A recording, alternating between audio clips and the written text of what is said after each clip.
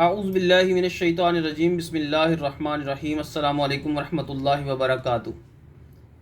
ناظرین، کھانا کھانے سے پہلے تو بسم اللہ الرحمن الرحیم پڑھی جاتی ہے، ہر مسلمان کو پتہ ہے۔ لیکن کھانا کھانے کے بعد ایک چھوٹی سی دعا ہے جو عربی میں ہے اور پڑھنی تو ضروری ہے، لیکن چونکہ ہماری زبان اردو ہے اس لیے عربی ہمیں یاد کرنے میں تھوڑا مسئلہ پیش آتا ہے دعا چھوٹی سی، اگر کسی کو یاد نہیں ہے تو ضروری نہیں ہے کہ وہ عربی میں ہی اللہ کا شکر ادا کرے، وہ اس جو دعا کو اپنی اردو زبان میں یا پنجابی زبان میں یا جو کوئی بھی مسلمان کسی قسم کی بھی زبان بولتا ہے اس میں وہ اللہ کا شکر ادا کر سکتا ہے۔ مثلا عربی میں جو کھانا کھانے کے بعد کی دعا ہے وہ ہے الحمدللہ الذی اطعمنا وسقانا وجعلنا من المسلمین، اور یہی دعا اگر آپ کو عربی میں نہیں آتی تو اردو میں اس طرح کہیں گے کہ یا اللہ تیرا شکر ہے،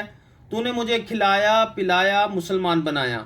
اور اگر اردو میں بھی نہیں آتی تو اس کو پنجابی میں کہیں گے یا اللہ پاک تیرا شکر ہے، تو نے کھوایا پیا مسلمان بنایا۔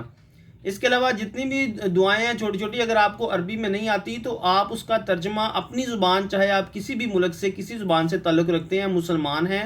تو اس کو اپنی زبان میں کنورٹ کر کے بھی اللہ کا شکر ادا کر سکتے ہیں، کیونکہ ساری زبانیں تو اللہ عز و جل نے بنائی ہیں اور وہ ہر زبان کو بہتر طریقے سے جانتا ہے۔